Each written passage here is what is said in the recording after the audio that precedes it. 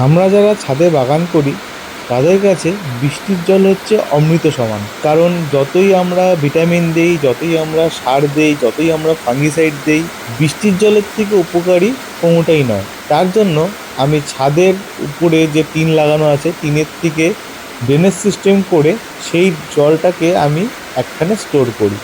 দেখতেই পাচ্ছেন এই পাইপগুলো লাগানো আছে, এই পাইপের দ্বারা সমস্ত বৃষ্টির জলটা, টিনের উপরে যে বৃষ্টির জলটা পড়ে সেই বৃষ্টির জলটা এসে একটা বড় ড্রামের মধ্যে, বড় গামলার মধ্যে পড়ে, এবং সেখান থেকে নিয়ে আমি দুটো বড় বড় নীল ড্রাম কিনে নিয়েছি, তার মধ্যে স্টোর করি। চেষ্টা করি এই জলটা যতক্ষণ থাকছে আর কি, বৃষ্টির জল আমার কাছে স্টোর করা, ততক্ষণ এই বৃষ্টির জলটাই দেওয়ার চেষ্টা করি সমস্ত রকম গাছে। সেটা অর্কিড বলুন, চাই আদার্স কোনো ফুলের গাছ বলুন। শুধু হ্যাঁ, শীতকালের কোনো গাছের মধ্যে বা শীতকালীন যে গাছগুলো হয় সেই গাছের মধ্যে এটা দেই না, কারণ এটা ওই গাছের জন্য একটু মানে ডিস্টার্ব হয়ে যায় গাছগুলো।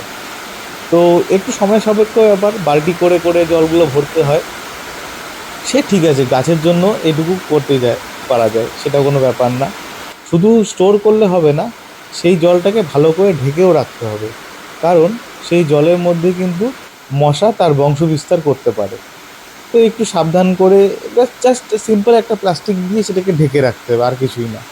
এছাড়াও আমি যতক্ষণ এই বৃষ্টির জল থাকে চেষ্টা করি এই বৃষ্টির জলটা নিয়ে আমার যে জলপদ্ম গাছগুলি আছে তার মধ্যে দিয়ে দেওয়ার।